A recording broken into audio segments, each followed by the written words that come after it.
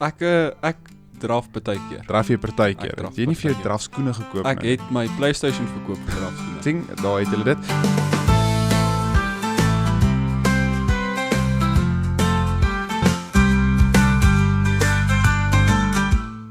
Baie welkom Rian van Sail. Moet ek sê pastoor Rian van Sail. Wat verkies jy, Rian?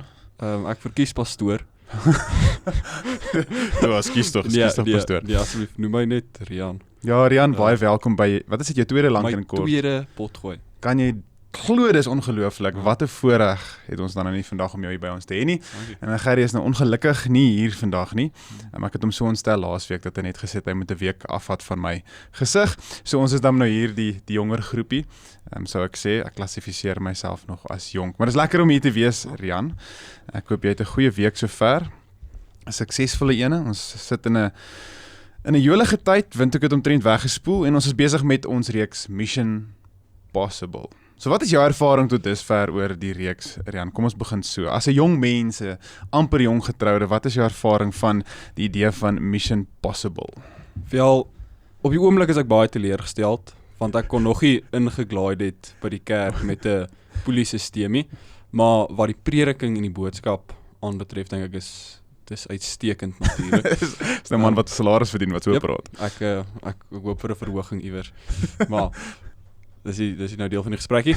Maar nee, ek dink is goed. Ek dink dit is iets wat ons moet hoor, dat die missie wat ons het as gelowiges moontlik is. Dis moeilik, maar is moontlik. Ja, ons in 'n mate sê ons emuleer, dit is nou 'n anglisisme as jy ooit een gehoor het, ons missie van Jesus Christus se lewe af. Jesus het 'n missie gehad en jy moet dit sien nie as net hy het sy lewe geleef en hier was iemand siek gewees en per ongeluk, so per toeval kom hy by die kruis nie. Dit was 'n beplande missie gewees en ons is besig met sekere dele van dit. Laasweek die moord van Jesus Christus, daai assassination attempt, wat jy die bad guys wat eintlik good guys moet wees en hierdie gehad en nou het ons die groot ding van enige missie is voorbereiding. En hoe belangrik dit is nou, Rian, ek weet jy's 'n drawer as ek dit reg verstaan. Ek draf partykeer. Draf jy partykeer. Ek draf Het jy nie vir jou partykeer. drafskoene gekoop Ek nie? het my PlayStation verkoop vir drafskoene. Sien, daar het julle dit. So, maar nou, as ek dit reg verstaan, as mens nou met 'n marathon byvoorbeeld vir dit oefen, as ek dit reg het, daar was nou 2 Oceans gewees wat baie mense gaan hardloop het. Jy gaan nie gaan hardloop. Nee, het was te vinnig. Nee, jy's te vinnig. Te vinnig. Ja, professionele mense mag nie inskryf nie. Daar's 'n sekere voorbereiding wat gepaard gaan met dit. Nee. Ja. So hoe lyk dit as jy vir 'n marathon moet oefen? Wat is die idee? Maar nou nie in 'n 5 minute monoloog gaan nie, maar hoe lyk so 'n voorbereiding? Wel, dit begin deur 'n plan te kry.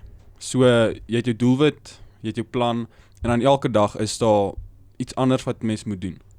Jy moet jou long runs doen wat bietjie stadiger is, jy moet jou tempo runs doen wat bietjie vinniger is, en dan nog klomp ander goeters wat ek nie so bekwaam is om te kan sê nie, maar dit vat baie voorbereiding en dit vat baie beplanning. Jy moet 'n plan het van die plek waar jy wil uitkom. So dis nie net van jy trek vir jou 'n paar lekker tekke aan en dan gaan jy nie. Ja, jy moet die regte tekkies ook kry. Goed, daar is 'n probleem. Ek weet daar is 'n uitgawe en 'n half net wat daar lê en nou baie keer mis ons daai prentjie dink ek met ons geloof. Is dat eerstens ons het nie 'n plan nie, ons gaan maar net in dit in. En ons het nie baie voorbereiding of ons dink nou ja om Bybel te lees en te bid, maar dis eintlik bietjie anderster as dit. As ons lees Johannes 17 vers 18 in Engels nou, the same way that you gave me a mission in the world, I give them a mission in the world. So Jesus sê vir ons, jy het hierdie missie wat moontlik is deur hom wat jou krag gee. Maar nou moet daai voorbereiding kom en ek hierdie wat ons nou oor praat, of die boodskap was mission preparation, maar ons wil nie die boodskap herhaal nie. Ons wil bietjie praat oor prakties gewys vir ons hoe realisties is dit. Hoe lyk dit nou as jy sê jy wil 'n marathon hardloop en jy moet hierdie goeders voorberei? Wat is nou dit wat ons doen? Soos as ek vir jou moet vra, Rian, as 'n gelowige, want dit lyk bietjie anderster as my lewe byvoorbeeld. Ek's getroud, ek het 2 kinders en ons lewens lyk heeltemal anderster. Ons dink al eintlik aan aftrede want ons moet nou begin spaar. Dis nog ver, Rian, bly stil. En so my lewe en my voorbereiding en alles vir my geloof lyk anderster. Dit is baie maklik om te dink voorbereiding vir my lewe, maar hoe lyk jou voorbereiding vir jou geloof in jou lewe as 'n jong volwassene? Ek dink as 'n jong volwassene vir my, dit voel baie keer daar's 'n plek waar mens wil uitkom, en nie dat dit die plek is waar mens is nie, mens gaan natuurlik van daar verder. Ja. Maar vat baie van die basics voel dit vir my, koop om die basics van geloof te kry, soos wie is Jesus, waarin glo ek, en regtig myself uit te daag om te kyk na daai goeters, vrae te vra, en wanneer ek Bybel lees en bid, nie net, okay, ek lees nou die teksvers, dankie Jesus vir die dag, en aan te gaan nie, maar regtig om tyd te vat, en daar te dink, dat die Heilige Gees in my kom werk, en nie net ek dink aan hoe kan ek slim probeer wees nie. Ja, ek dink is 'n groot ding om eers te dink, hoe berei ek myself voor? Want sê maar praktiese ding. So hoe as ons weet dat een van die goed wat ons moet doen is om die Here te dien met ons offergawe, met ons geld. Ek weet jy het nou nie baie geld nie, Rian, maar dit is nog steeds 'n groot ding van, dis een van die goed wat die naaste in die huis tref byvoorbeeld, is dat sê nou maar ons het hierdie missie van die Here af en die missie kort befondsing. As jy kyk na Mission Impossible, dis motorfietsse, karre, vliegtye, alle goeders val van uit die lug uit, maar hoe berei jy voor en hoe dien jy byvoorbeeld die Here met jou geld? Ek dink, as ons die Here gaan dien met ons geld, is dit eerstens iets wat ons in ons hart moet vrede mee maak. Ek kan nou gee, omdat ek baie geld wil hê. Ek gaan nie baie geld kry nie. Ek gaan baie geld gee wel, maar ek dink, die Here kom kyk na die karakter van ons hart. En wanneer dit kom by gee, vir my persoonlik, dan is dit, die Here sit iets op my hart, en ek wil graag deel, en ek wil graag insaai, en ek wil sê, maar Here, ek vertrou U met my finansies. So, ek kry dalk nou nie baie geld nie, maar ek kan nog steeds baie geld gee en sê, maar Here, ek vertrou U met my geld. Ek verwag nie dat U vir my gaan ryklik seën met klomp geld of goeders nie, maar aan my siel weet ek, die Here is in beheer. En dit is vir my 'n praktiese ding om te sê, maar ek gee oor in hierdie manier, dat U vir my gaan versorg. Ja, ons het juist laasweek gesê dat oppositie gaan daar wees. Jy gaan, moenie verwag dat as jy nou baie gee, dat ewe skielik dit gaan goed gaan, jy gaan eintlik meer oppositie kry. Ek dink 'n groot ding is met veral die gedagte van voorbereiding. As ons vra, as 'n jong volwassene, hoe berei jy voor om te leef? As 'n Christen dink ek mentorskap is 'n groot ding. Baie tyd spandeer in die woord en in kennis, maar dis wat baie keer nie gebeur nie. As jy mos 'n tiener is, weet jy alles. En dan 'n jong volwasse begin jy dit vergeet, en dan as jy so 30 slaat, dan besef jy, o, gits, ek weet niks. So die idee is dan om te sê, dat mentorskap, as ek kyk na my lewe, om soveel as moontlik kennis en dan nederigheid, daai is, ek dink een van die goed wat ek myself oor wil skop, of jonger jas oor wil skop. En ek dink soos byvoorbeeld met geld, is dieselfde storie, soek mentorskap, iemand wat jy dink verantwoordelik met hulle geld werk en gee, maar dan ook terselfdertyd, as jy klein groot begin, dan gaan jy groot aanhou. So wat ek bedoel met dit is, byvoorbeeld, as jy $100 verdien 'n week, en jy begin deur $10 'n week tiende te gee, en hierdie mag dalk miskien party mense, ja, maar dis 'n Ou Testamentiese beginsel, tiendes gebeur nog steeds in die Nuwe Testament, en eintlik meer het jy alles gegee in die Nuwe Testament. So as jy bietjie stry kan, dan gee dan alles, nie 50% nie, ons het voorbeelde van mense wat 50% wou gee dan alles, maar in elk geval, jy begin klein. So as jy min het, gee nog steeds daai beginsel, want die beginsel word vasgelê. Want as jy gaan sê, eers as ek genoeg geld het, gaan ek begin gee, en dit lê nie net by die 10de idee nie, dit lê by, is ek verantwoordelik met dit wat die Here vir my gegee het. Want as dit eendag groot gaan wees, dan gaan jy sê, dit is nou baie moeilik vir my as ek 100,000 verdien, hoe gee mens $10,000 weg? Jy kan nou net dink, dit is wild baie geld. En daai gedagte van die voorbereiding, dis hoekom dit so belangrik is. As jy kyk na jou lewe, is dit verskriklik belangrik om te sê dat, kom ons begin klein, en al is jy hoe oud, is dat enige beginsel van hoe ons leef, is dat daai voorbereiding van, is verskriklik tegnies, want in alle voorbereiding wat jy doen, moet daar die idee van, ek moet op die uiteinde van alles wat ek in myself inbou, ander help. Maar dis die missie.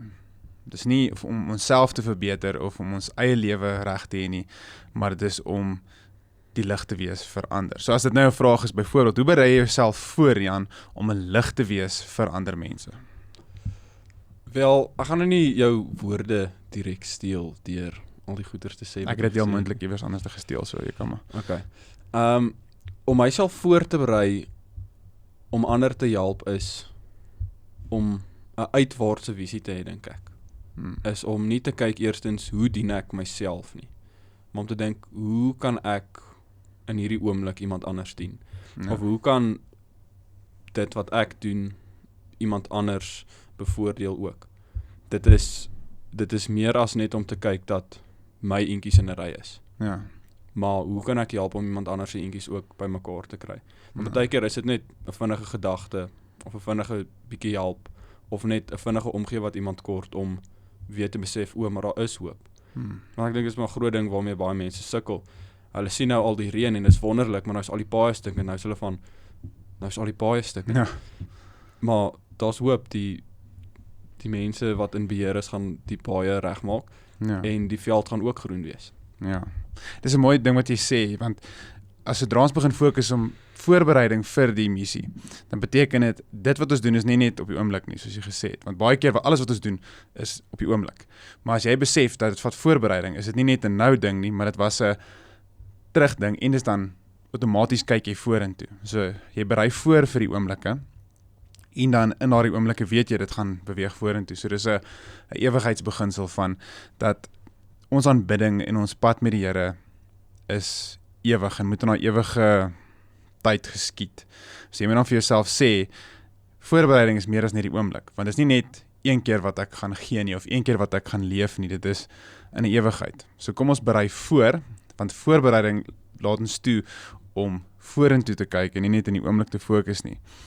En dit bring so half by die groot vraag is dat hoeveel stories kan ons vertel waar voorbereiding ons gehelp het, want baie keer kom ons in 'n storie, jy sal seker 'n paar stories het waar jy uitgeroep het na die Here toe, Here, ek sukkel nou, ek het die nodig, ek weet nie wat om te doen nie, en die Here daag op. Vat bietjie geduld en uithou vermoë, maar hier is die bevestiging van die Here is met ons, en hier kom hy deur. Ek het so ene van, ek en my vrou wat in die jaar wat COVID groot was, ervaar die Here sê ons gaan skuldvry wees teen die einde van die jaar, wat 'n groot grap was. En die Here het deurgekom en is hierdie ongelooflike storie van net God is getrou op sy woord. En nou moet ons sê, maar hoe berei ons nou voor vir die volgende om te sê, dis nie net daai een oomblik 'n mooi storie nie, maar dit stoot vorentoe. En ek dink dis nogal 'n goeie laaste vraag is, hoe doen mense dit, Rian? Hoe berei jy voor vir dit wat jy nie weet jy moet voorberei voor wees nie?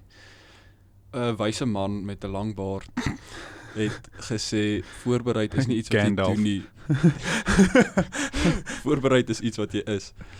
Maar ek dink dit begin met klein tree. Partykeer voel ons moet hierdie groot tree in die toekoms ingee om reg te wees net dadelik in die toekoms, wat definitief sin maak as mens daaraan gaan dink. Maar dit begin regtig klein, dink ek, om net klein goedjies in plek te stel, om net 'n bietjie meer van die woord te lees, om net 'n bietjie meer daaraan te dink, om net 'n bietjie nader aan God te trek.